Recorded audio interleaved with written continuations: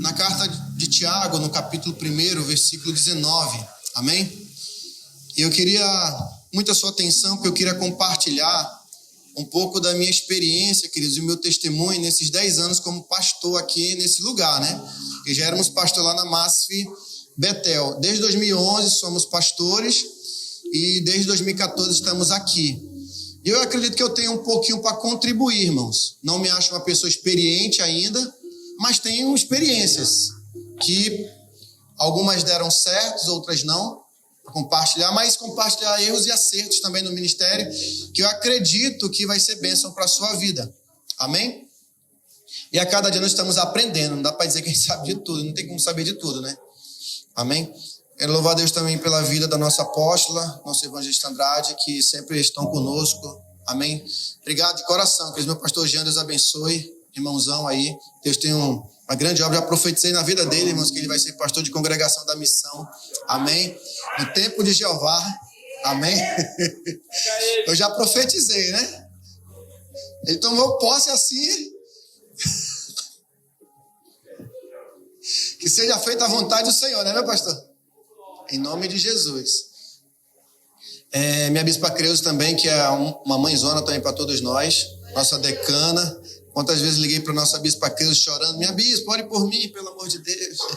E ela me socorreu ali em orações. Minha evangelista Neia também, filho, Deus te abençoe e tá essa bênção nesse lugar com toda a sua família, tá? Em nome de Jesus Cristo. Amém? Glória a Deus. Tiago, capítulo 1, verso 19, diz assim. 19 em diante, né? Sabei estas coisas, meus amados irmãos, todo homem, pois, seja pronto para ouvir, tardio para falar e tardio para se irar. Porque a ira do homem não produz a justiça de Deus, portanto, despojando-vos de toda impureza e acúmulo de maldade, acolhei com mansidão a palavra em vós implantada, a qual é poderosa para salvar a vossa alma.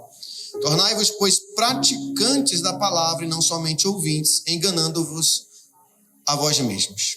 Amém?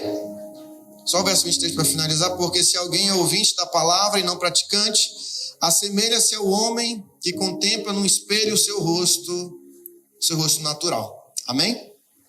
Também quero saudar os nossos irmãos que estão nos visitando nessa noite. Quem é que nos visita nessa noite, levante a sua mão. Amém? Sejam bem-vindos, tá, queridos? Em nome de Jesus Cristo. Tá? Vocês estão em casa, tá? Traga mais 1, mais 2, mais 3, mais 4, mais 5 e permaneça. Amém? Glória a Deus. Tá bom? Então preste atenção, querido, nessa palavra. Se tiver um irmão rindo do seu lado, fala, ei, meu irmão, não entendeu não? Agora é a hora da palavra. Fala aí, cutuca ele aí. Fala pra gente rir, tu paga ali pra gente um jantar ali. Tem uma banca abençoada ali atrás, lá fora, né, ali na frente, tá? Cutuca, irmão, vamos prestar atenção agora na palavra. A gente veio pro culto para também ouvir a palavra. Diga para ele assim, diga como crente. Depois eu deixo tu pagar para mim um jantar ali e fala para ele. Amém? Queridos, veja só. Eu li esse texto aqui só para dar uma base para essa palavra. E o tema dessa palavra é Conselhos de 10 anos como pastor. É o tema dessa palavra. Conselhos de 10 anos como pastor. Amém? Só quero falar um pouquinho do que Tiago está dizendo aqui na sua carta. O apóstolo Tiago, eu chamo apóstolo porque ele não era ainda dos 12, mas em outros momentos Paulo chama Tiago de apóstolo. E esse Tiago aqui possivelmente era o irmão de Jesus. Porque o Tiago, tinham 2 Tiagos, né? Tinha um Tiago maior, que era o irmão de João, e tinha um Tiago menor, que era um outro discípulo. Mas tinha esse Tiago aqui, que era irmão de Jesus, que era um dos líderes da igreja de Jerusalém. E é interessante que a carta de Tiago, ela faz um contraponto, ela faz sempre como o nosso apóstolo dizia, uma dialética. Ela sempre alterna entre 2 pontos. Ele alterna, por exemplo, aqui, entre quem é ouvinte da palavra e quem não é, quem é um bom ouvinte, quem é praticante e quem é somente ouvinte. Quem está entendendo? Ele vai falar da religião verdadeira e da religião falsa.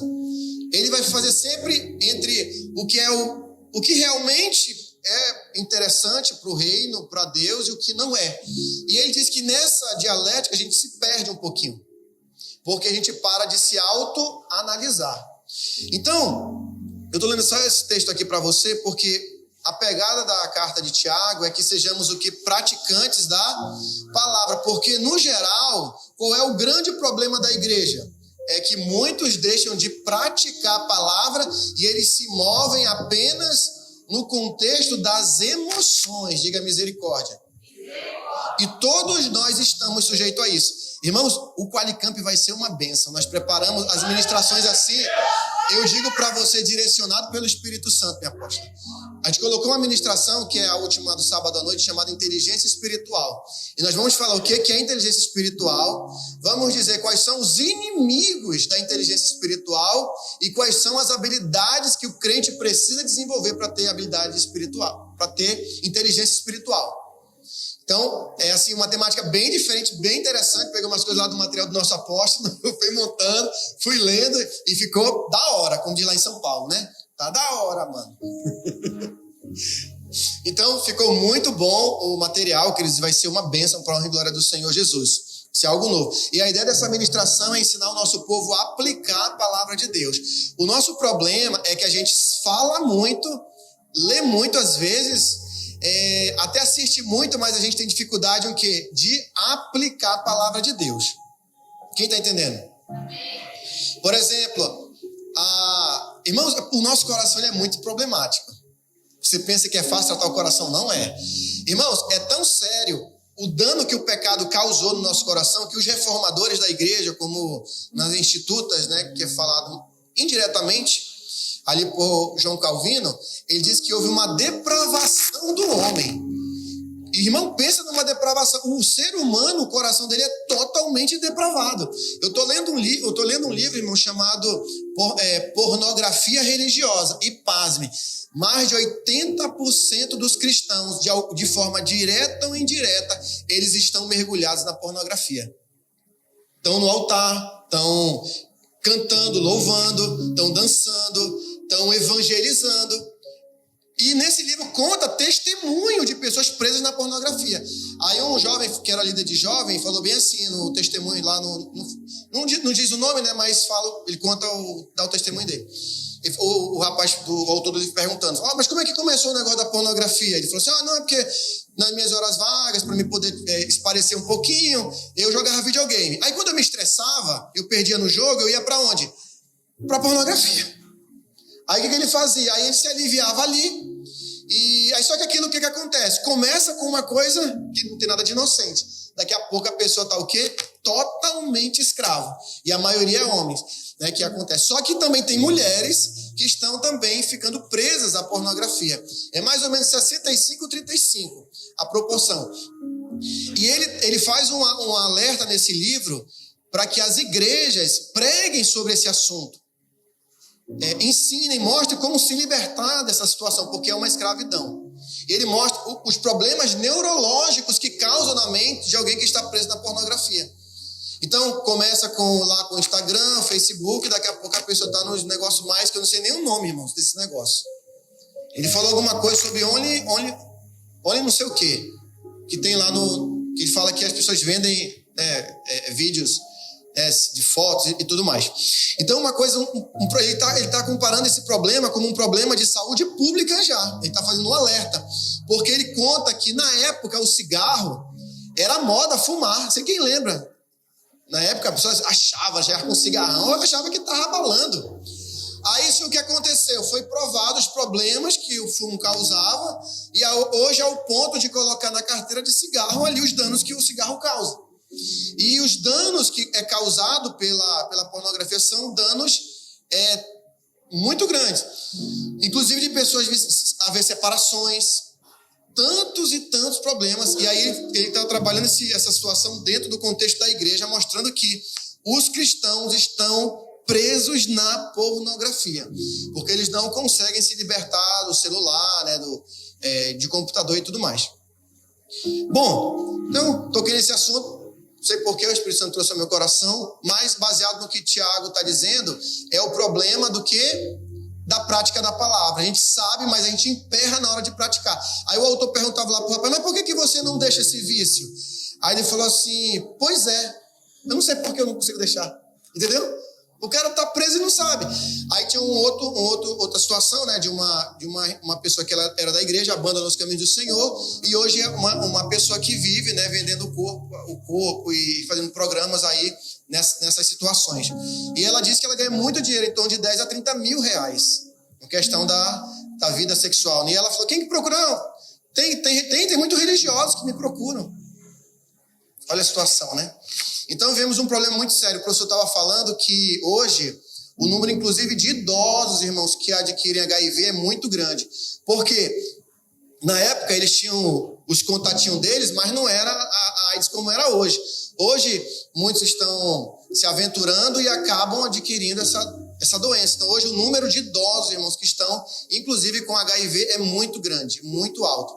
Recentemente, eu tive a oportunidade de conhecer uma senhora que o marido, né, pulou a cerca, e aí quando voltou, trouxe a AIDS e contaminou a mulher.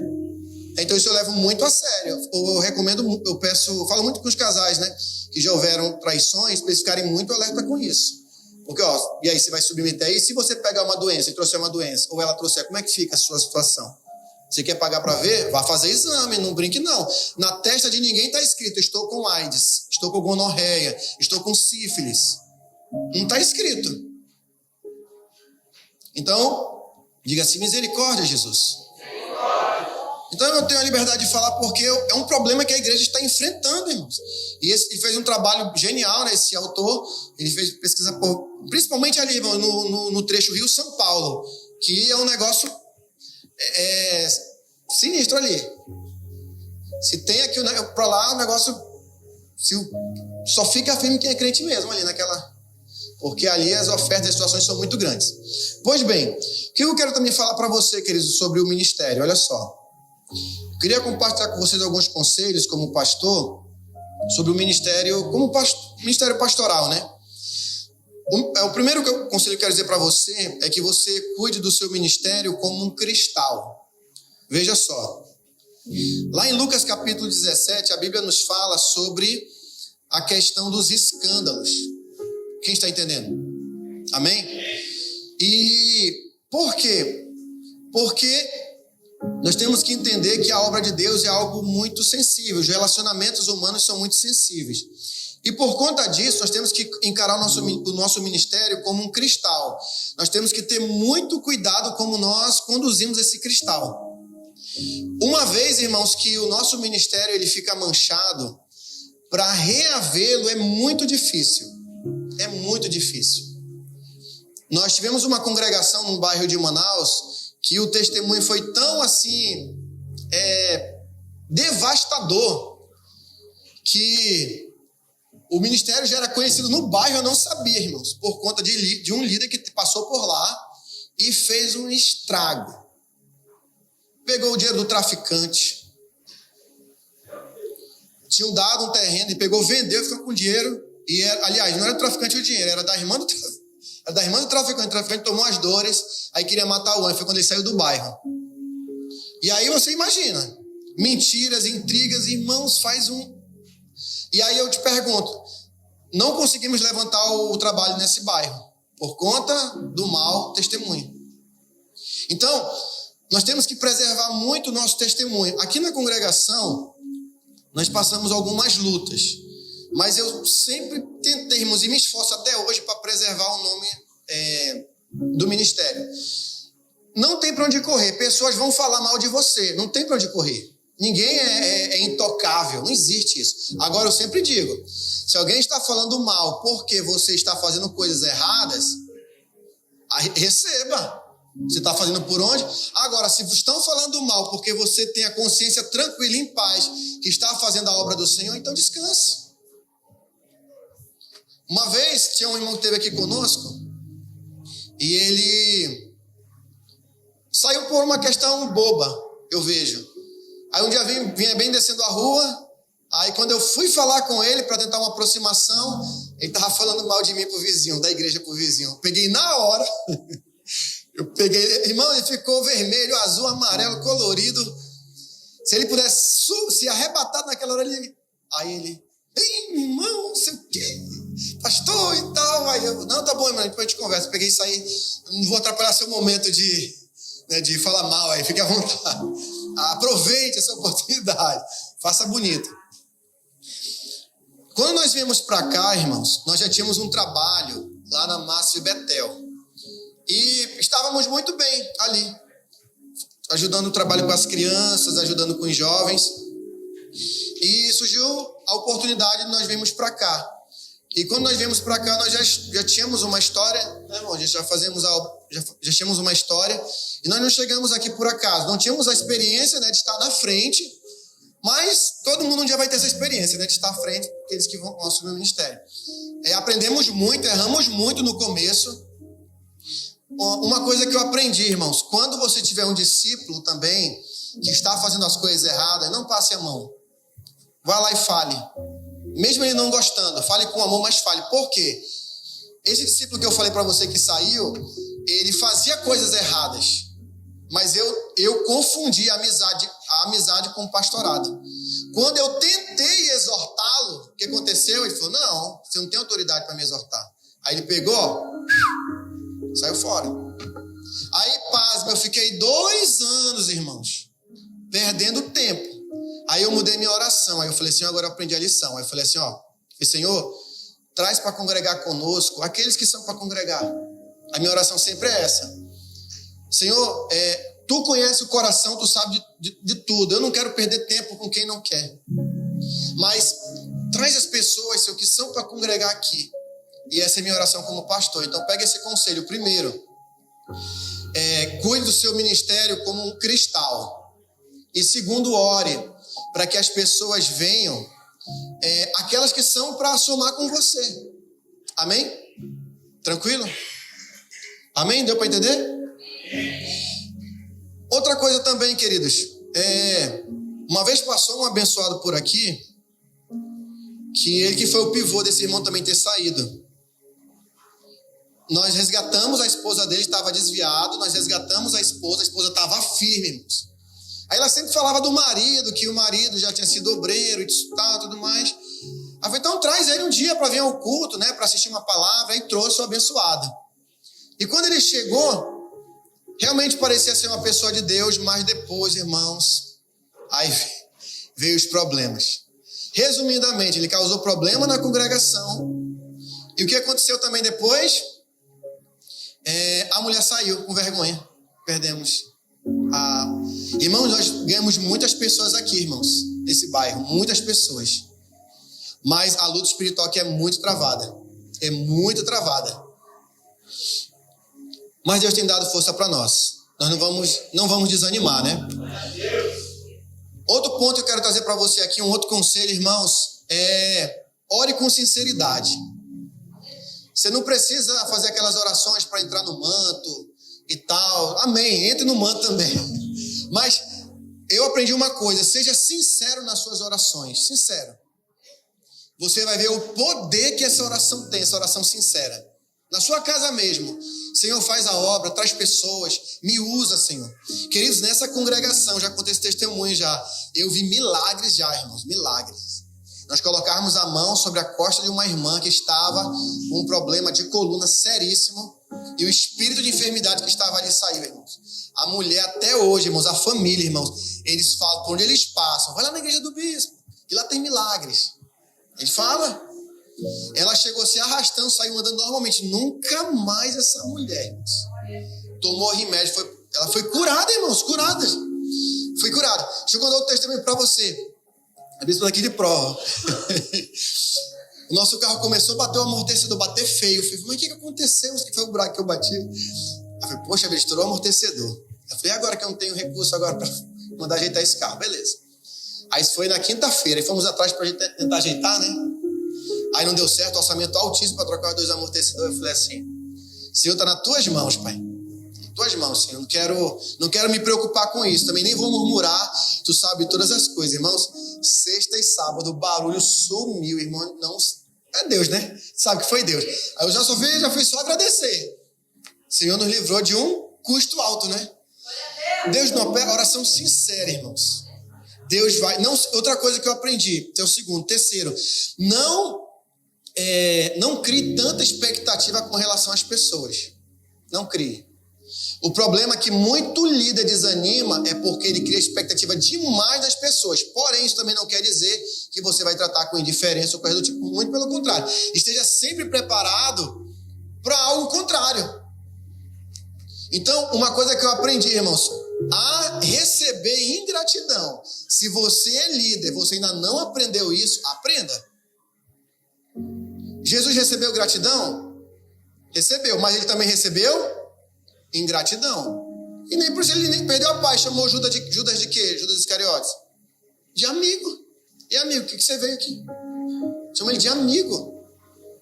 Então, quando você não cria muita expectativa com relação às coisas e às pessoas, você fica em paz. Muito líder, irmãos, ele começa a deixar o ministério, por quê? Porque ele não sabe lidar com essas emoções, essas situações do coração dele. Você pensa que eu não sofro? Sofro. Irmão, a gente recebe muita ingratidão. Você ajuda. Não que você queira muito obrigado, mas, poxa, ainda sai falando mal de você, você é ruim. Irmão, não dói? Pensa um pouquinho aí. Dói, irmão, demais. Mas aí, irmãos, eu aprendi a direcionar o quê? Para o Senhor. Você está fazendo pela pessoa mesmo ou está fazendo pelo Senhor? Pelo Senhor. Quando você começa a fazer as coisas pela obra, pelo reino, aí é maravilhoso, irmãos. Aí é maravilhoso. Porque aí você não fica com aquela expectativa. Amém se vir, amém. Se não vir, amém. Está tudo em paz, está tudo tranquilo. Amém, queridos? Então, aprenda a suportar a ingratidão e a indiferença. O que acontece? Uma coisa eu sempre falava, olha, a congregação é a cara do pastor. É ou não é? Dizem os antigos, né? Tem um pouco de sentido. Uma coisa que eu sempre bato aqui na tecla. Tem uns jovens abençoados que querem ficar com a cara amarrada. Eu falei, ajeita essa cara, já basta a minha. Que fez. Falei, se ajeite, cumprimente as pessoas, falem, porque eu sou assim, mas você pode ter nascido assim, mas Jesus não quer que você seja assim. E a gente vai com amor, com carinho, vai falando, por quê? Porque como a nossa apóstola colocou, irmãos, já é uma luta a pessoa vir para a igreja. Aí tem um abençoado com a cara, ou um abençoado com a cara amarrada, que eu fico perguntando o que está fazendo, né, para receber as pessoas. E aí, cara fechada, aí às vezes ele já entra com a cara fechada. Teve um dia eu falei, shalom, irmão. O irmão passou. Fica à vontade. Normal, irmãos. Deixou no vácuo tranquilo. Aquele irmão, vou nem mais olhar. Não anota nem o nome para cumprimentar, tá amarrado. Não pode ter esses recalques. Não pode ter esse tipo de comportamento. Nós precisamos fazer o que realmente é a diferença. Porque a carne, irmãos, ela quer bater de frente. É ou não é? A carne quer bater de frente. Diga assim, você não pode bater de frente. Diga para o seu irmão aí, você não pode bater de frente. Diga assim, faça a oração do sábio. Se cale. Pense, medite. Aí depois que você tiver calma, aí você responde, você fala. Amém? Porque se você bateu, levou, irmãos. Você está demonstrando que você não tem o quê? Controle emocional. Não tem domínio próprio, exatamente. Não tem controle emocional. Você não tem controle, você não tem inteligência espiritual. Não estou dizendo que eu sou o cara, eu me esforço, irmãos. A luta é grande. Às vezes o diabo manda os seus enviados lá na porta de casa, irmãos.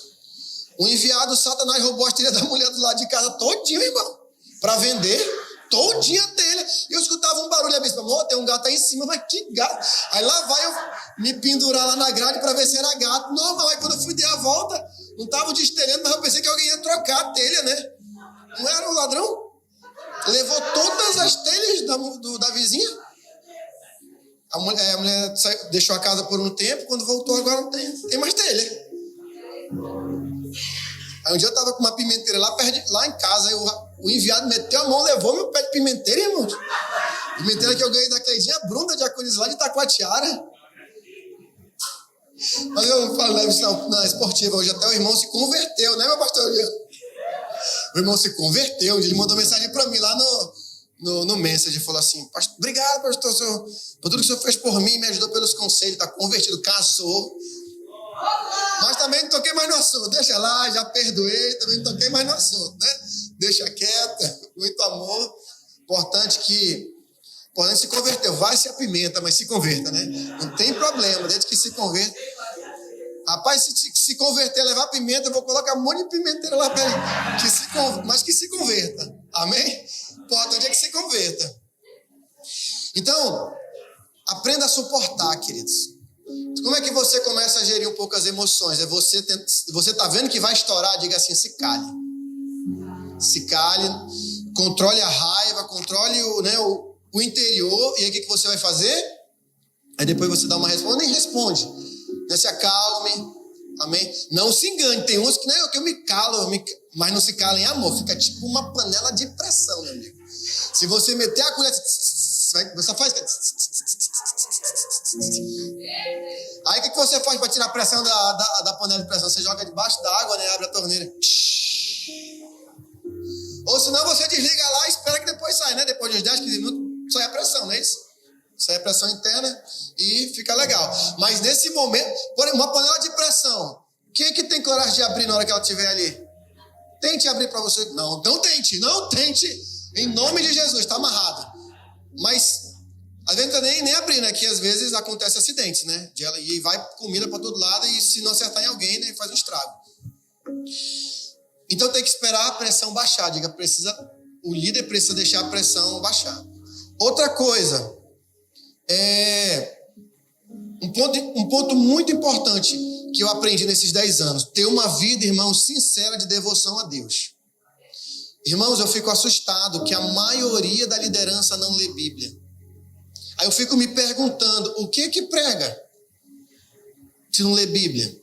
Porque nós não temos... Eu aprendi, irmãos, há muito tempo que eu não tenho nada para oferecer para ninguém. Se você acha que tem, você ainda não aprendeu ainda. Você não tem nada para oferecer para ninguém. Eu e você não temos absolutamente nada. Você é legal, nós somos legais e tudo mais, mas nós não temos nada para oferecer para ninguém. Agora, quando você se enche dele, aí você vai ter muita coisa para oferecer. Aquilo que não vem de você, vem dele. Recebi um casal lá de jovens uma vez lá em casa, de um outro ministério, estava aconselhando eles, e uma das reclamações de uma das jovens é que um dos pastores, eles copiavam as pregações do YouTube para pregar no domingo. Claro que você pode ali se basear em alguma coisa, mas você precisa durante a semana o que está se enchendo, e eu aprendi o segredo, irmãos. Porque olha só, se você é o pastor, um líder de uma congregação, quem Deus quer usar? Lá de fora? Não. Daqui quer usar você, Ele quer me usar, Ele quer te usar. E para isso você precisa o quê? Se esmere-se, como diz o apóstolo Paulo, no fazer, em ler a palavra, se encher. E outra coisa, querido, você não vai memorizar a Bíblia lendo só uma vez. Você vai passar a vida inteira lendo a Bíblia. A bispa me falou uma frase essa semana que eu gravei muito interessante. O melhor de ler 10 livros é você ler 10 vezes o mesmo livro. Quem entendeu? Porque você não é computador. Nós estamos envelhecendo e quanto mais nós lemos, nós temos que criar novas sinapses, novas memórias. Irmãos, quem não lê, a inteligência diminui. Isso é comprovado, irmãos, comprovado. Uma vez aconselhando algumas pessoas, aí traz um monte de problema, eu fiquei só ouvindo os problemas. Aí eu falei bem assim, beleza. O que você está lendo da Bíblia que você pode aplicar nessa situação? Ah, não, pastor, não vai falar de Bíblia agora não. Pastor, mas é o seguinte, pastor, olha só. Eu não quis saber da Bíblia para resolver o problema. Eu falei, meu Deus, está explicado por que a pessoa está com problema. Não lê Bíblia. Começamos o desafio, irmãos, de ler 3 capítulos da Bíblia. Isso aí não é para mim, é para você. Muitos começaram a ler, mas a maioria ficou pelo caminho. Querido, você precisa ler Bíblia, você precisa, como dizia o missionário R.R. Soares, ele fala assim, não entendeu a primeira, lê a segunda, lê a terceira, lê a quarta, como diz o reverendo Hernandes Dias Lopes. Leia até você entender. É assim que estuda a Bíblia, irmãos. Você pensa que você vai ficar assim, já li, agora começa a me dar revelação, o Espírito Santo. Não é assim, irmão. Ele quer ver que você está lendo, você está tendo a revelação, você está anotando, aí você vai trazer a palavra. Aí, querido, você vai ver o que Deus vai fazer através da tua vida. Billy Graham, ele pregava de forma simples. Então eu aprendi nesse tempo, irmãos, a ter uma vida sincera com Deus. Não é fácil, porque a gente tem uma vida corrida, mas, irmãos, todos os dias eu tento estar lendo a palavra de Deus. Você precisa fazer isso, porque senão, você não vai, eu não vou crescer. Diga, eu não vou crescer, então. Eu não vou crescer. A gente cresce lendo palavra. Eu digo isso por discípulos, eu pego no pé para eles lerem Bíblia, ler a palavra, meditar na palavra, ler a palavra. Pare de ouvir pregadores. Comece a ouvir você pregando. Vá lá no pregador só para se basear. Ele já tem a unção dele, busque a sua unção. Porque é você que está à frente do ministério. É você que está à frente de pessoas. É através da sua vida que Deus vai fazer o sobrenatural, irmãos. Mas você precisa se encher dessa palavra para que você transmita a fé, transmita o poder que essa palavra tem para transformar. Quem está entendendo? Amém? Vida de devoção a Deus e vida também, irmãos, de oração, né? Precisamos ter uma vida sincera de oração. Você precisa abrir o coração, se derramar, chorar na presença de Deus. Irmãos, eu aprendi o caminho é chorar, irmãos. Tá pesado, tá cheio de emoções, vai lá, chore até a última gota sair dos seus olhos. Aí você vai se levantar uma nova pessoa. Não é o choro do emocionalismo. O Espírito Santo produz choro em nós, irmãos. Um choro de libertação.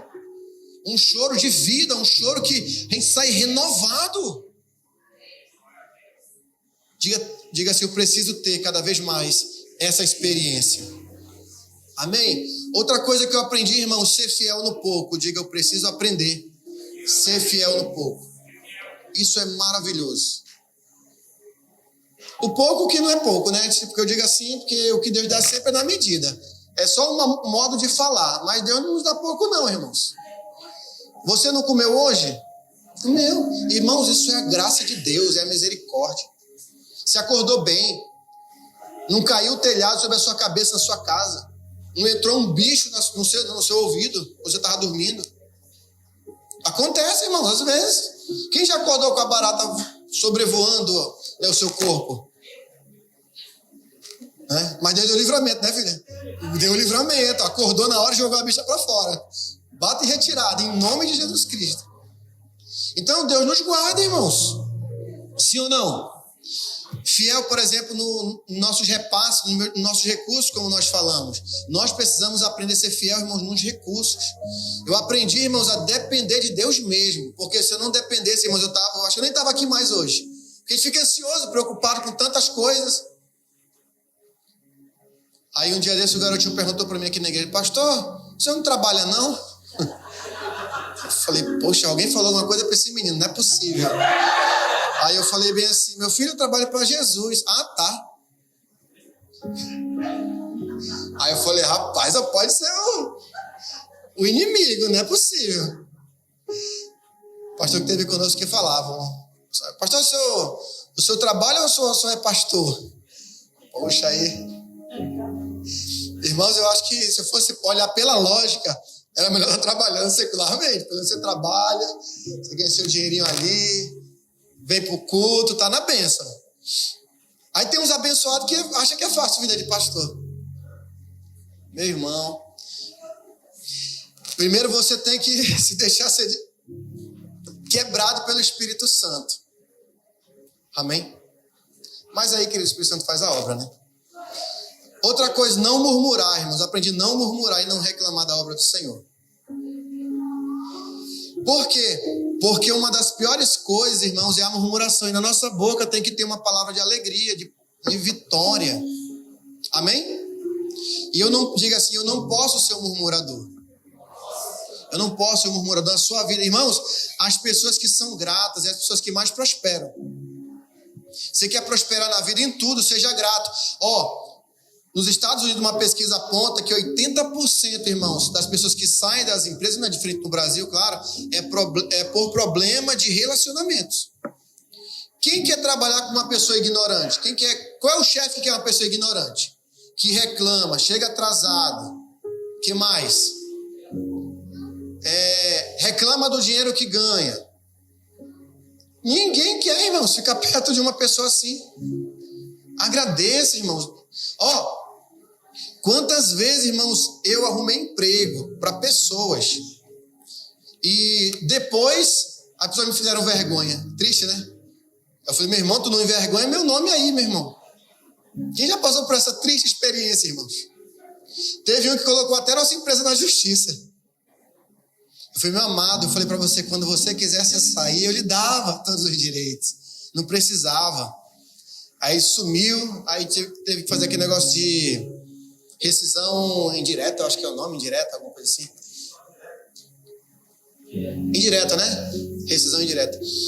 Pois bem, então não podemos murmurar, amém? E aí, resumindo, querido, seja grato por tudo. Então você viu que muitas coisas que eu falei aqui, ela tem a ver com o quê? Com o nosso eu interior.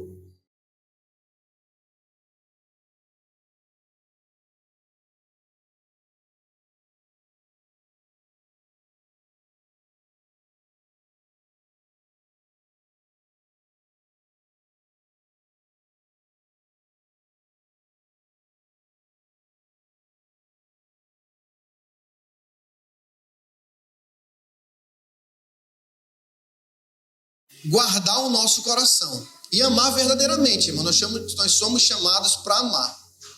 Amém? Como diz aqui Tiago, nós somos chamados para praticar a palavra de Deus. Diz assim, nós somos chamados para praticar a palavra de Deus.